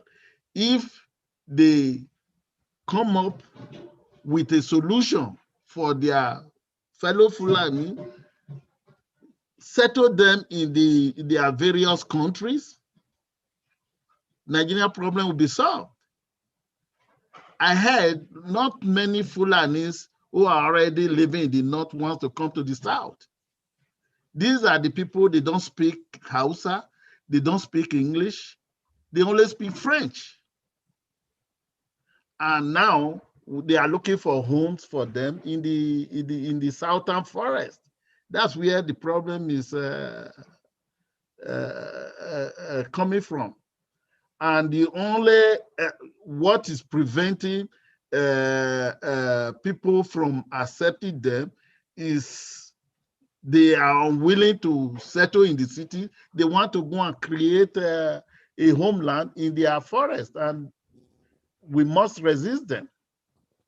Edo people are resisting them, the Delta people are resisting them, the Southeast people are resisting them, and then the Southwest.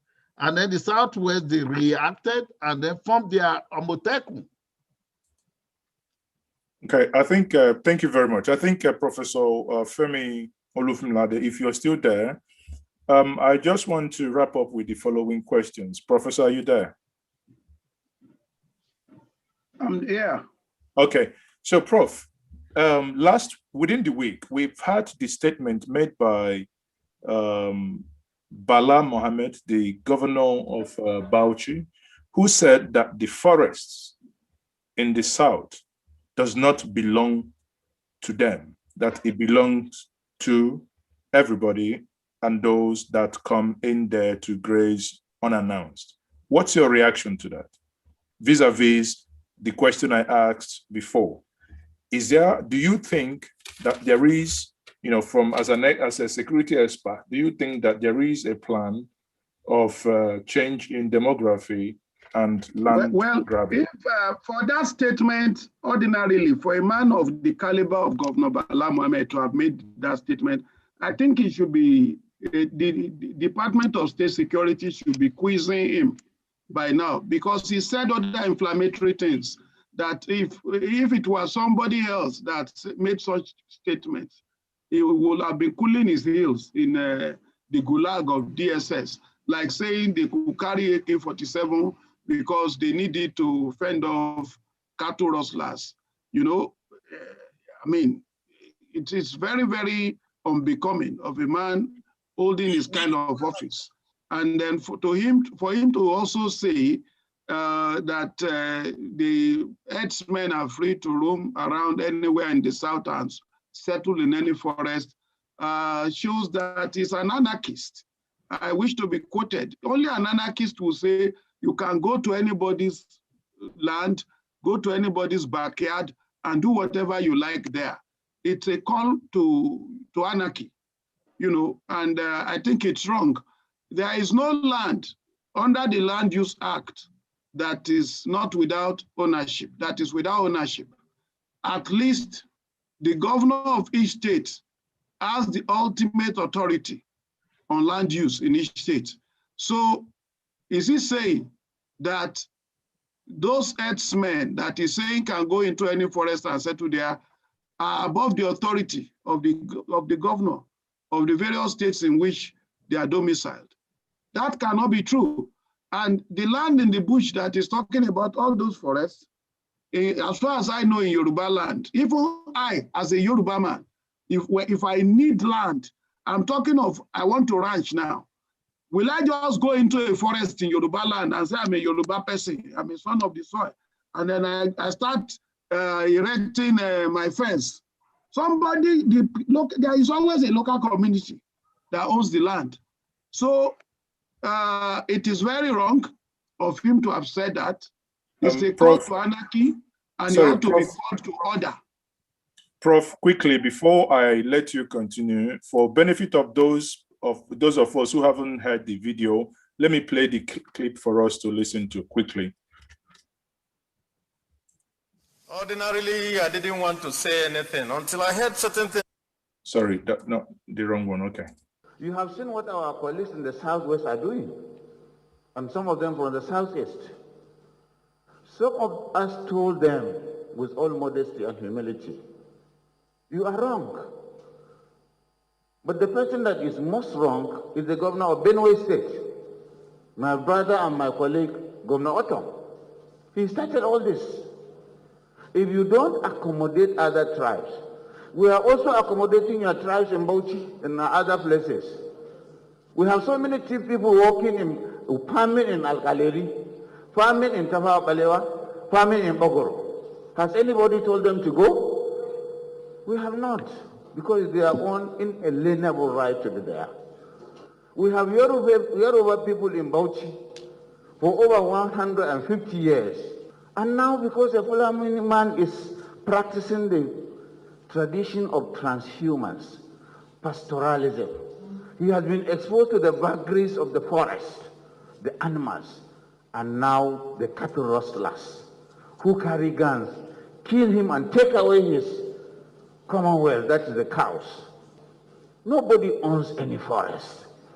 The forest is owned by Nigeria. Under section 23, 24, 25 of the Constitution, every Nigerian is free to stay anywhere. So can we basically react to this? Well, like I told you, it's demonstrating, it's just what I would describe as a brilliant display of ignorance. A brilliant display of ignorance. Those who are clapping for him are equally ignorant like him. You are not, you don't have the power or the right to go to anywhere in Nigeria and then take over a space and then occupy it and start doing whatever you like in that space. The Yorubas that are in the north that is talking about, did they just move in and then decided to start cultivating a particular land and nobody challenges them?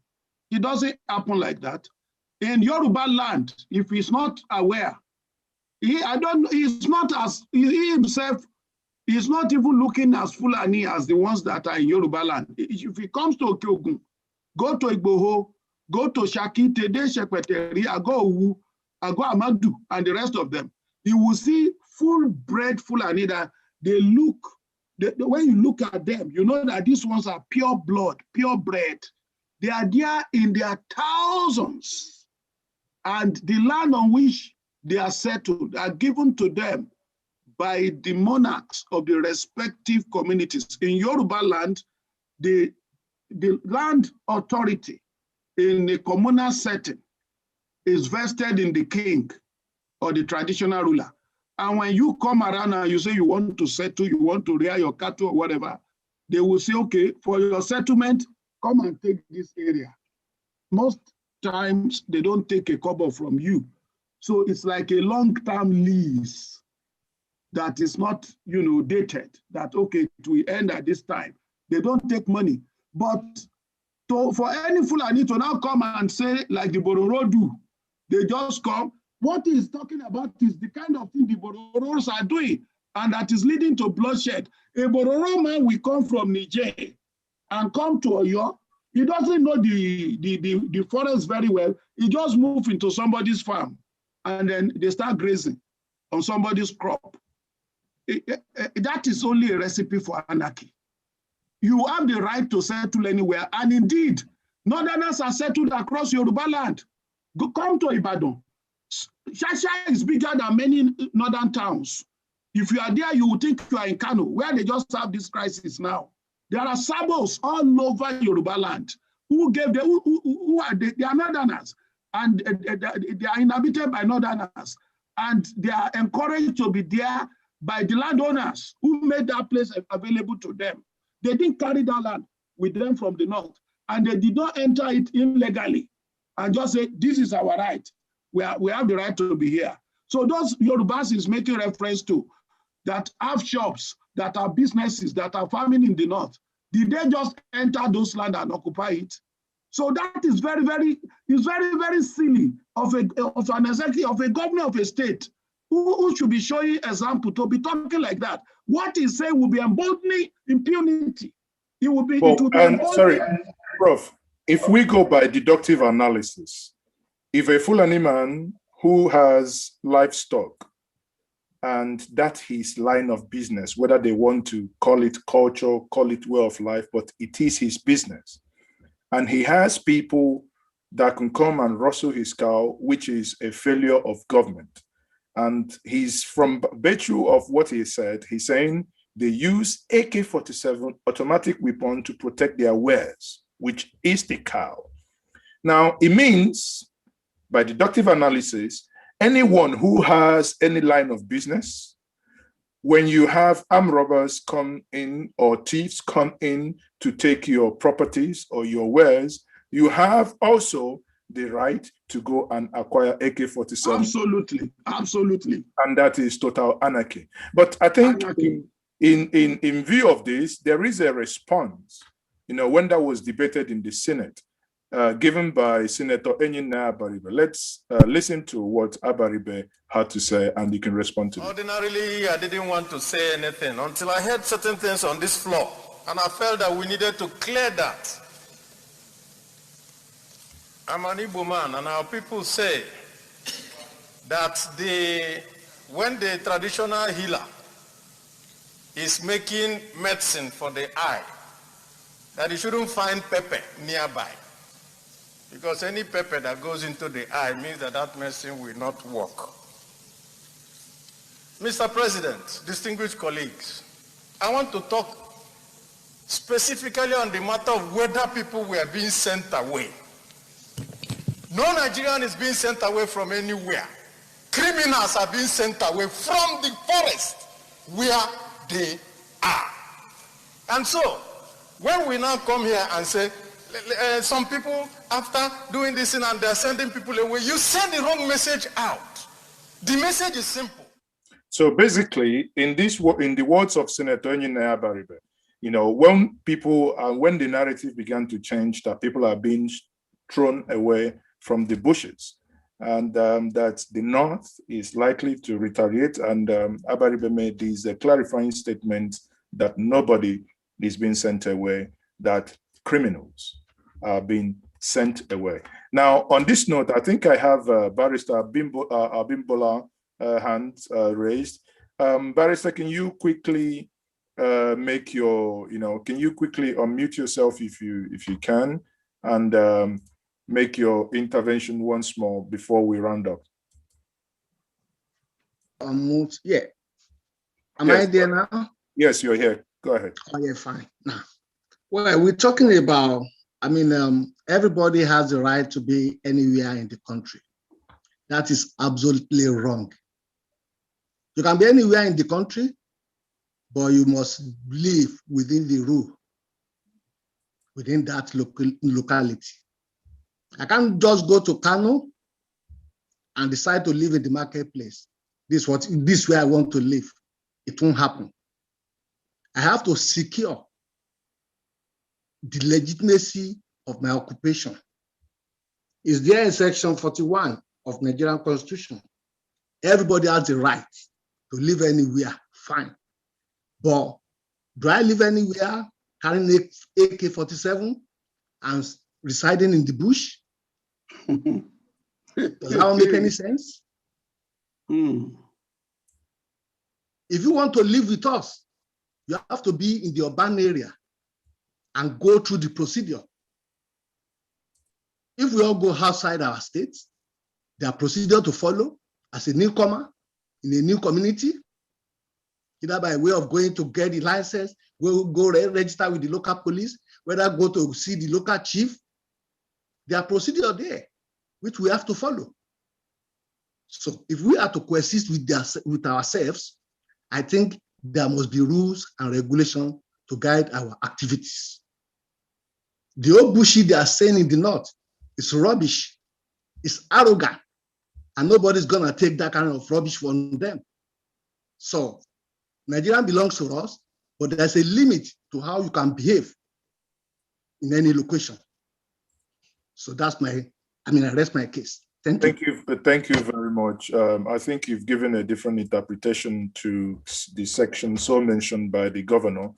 And having said that, I think, the intervention here also will be that I do not know about many other places in Nigeria, but I can tell us free of charge in the Southeast, or where I come from, or the Igbo nation, every inch of land, when I say every inch of land, is owned by individuals or by the communities collectively. So there is no single inch of land that one could say, oh, this land is there. We've just basically found a new place, as if we have as Mongo Park discovered an existing River Niger and said, oh, we have discovered something new.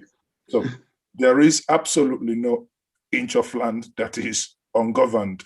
But there is one thing, and this is one thing I want us to, we will be rounding up now.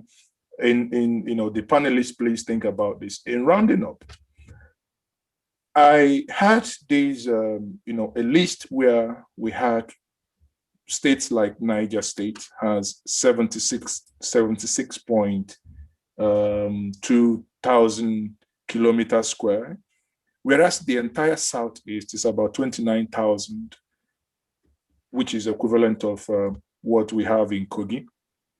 And the whole of South Oyo alone, a state, is close to the entire Southeast with about 28,000 square kilometer. Now, it beggars belief and makes one wonder if one state in the Northwest is that massive, why don't the leadership of the regions think of how do we convert 1% to 10% of the entire land into ranch in order to solve this problem, if there is, as Professor Femi said before, that there is no political will. Because these are things that will make people to begin to wonder, how come these problems are happening? There is no genuine. Yes, someone said before that Ganduje has made calls for them to come, but it stopped at calls. What practical steps have they and has he taken in order for these people to actually come back? On that note, I would say this conversation is not something that we will solve today, but it is, in conversation, we begin to find solutions. This evening, we've had solutions that had to do with if there were political will in order to drive this narrative, that we will get somewhere. Professor made suggestions as to settlements for nomads, which can go hand in hand with what the government is doing with ranching, if there is any. And saying that, it brings to mind the couple of years back we had a couple of months back, there was this conversation with what's it called, National Livestock Transformation Plan of the government. Suddenly, we are having, and that was driven that time by the vice president, who has gone incommunicado and obviously also invisible. But having said that, question will be, where is the vice president of the Federal Republic of Nigeria in all this conversation, in all this crisis? No one hears, no one sees him. Honestly, I don't know where we will go from here. I would hand over once more to Professor Femi to make his closing remark. Thank you very much. Yeah, thank you, Maazi. My closing remark is that the problem of Herdsmen crisis, the crisis is not insurmountable. It's something that can be handled within under a year if the political will is there. But the major problem we have is that the leaders of the Fulanis who are in power, like a state governor,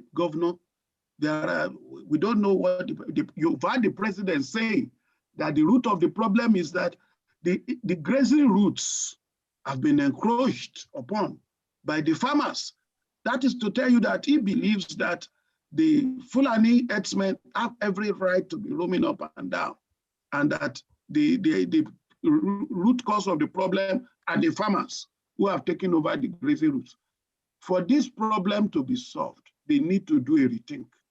These powerful Fulani people that today have the power and authority to effect a change, should they leave office without solving this problem, when they look back post office, they will regret their inaction.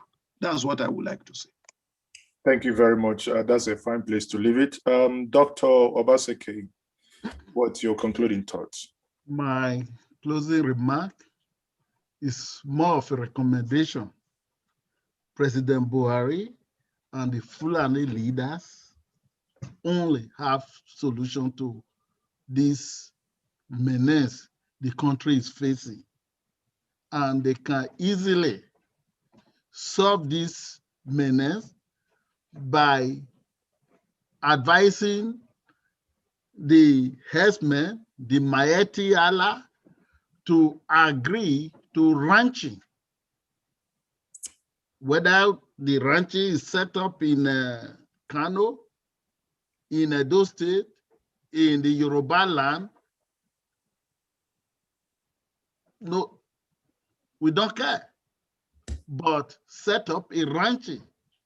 There is no country in the world where you herd cattle from one place to the other, going through the bushes, and then criminality creeps in. That's what we are facing. And if President Buhari dislodged this notion of Ruga and settling of Fulani from all the West African countries in a new settlement, this problem will continue. So I would urge the President Buhari and the Fulani leaders to seriously retrace their steps on trying to settle Fulanis, displaced Fulani in the southern forest.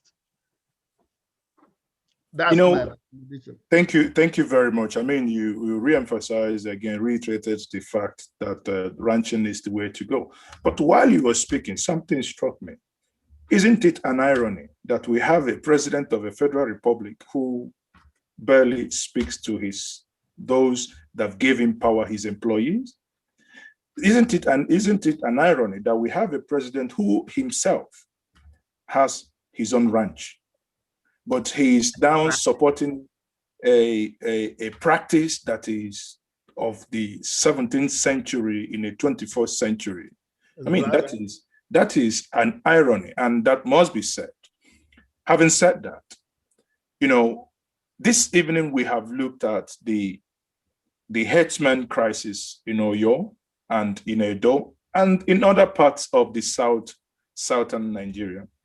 We asked this question, or rather we posed this question, if this is an issue with leadership. It is very clear this evening that the panelists, the discussant,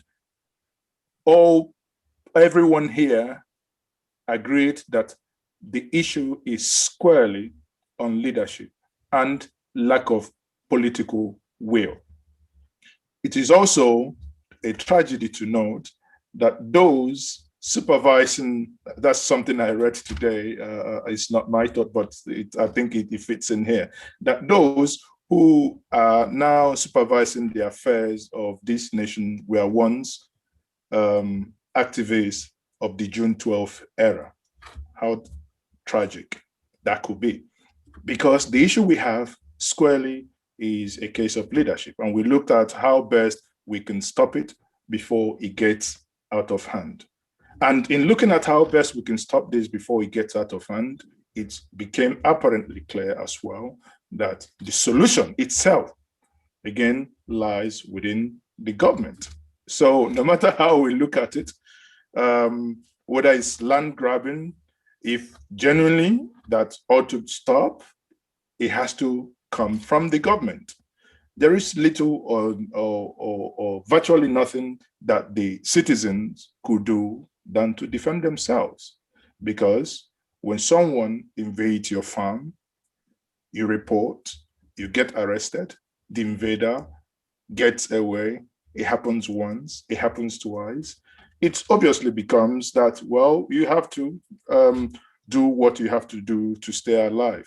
On that note, I will say thank you very much for joining this conversation this evening. It has been well enlightening, taking comments from many of you that have commented. Sadly, not all comments was taken, and we couldn't take all comments, but at least it has been a fantastic evening, and I will say thank you once more for joining us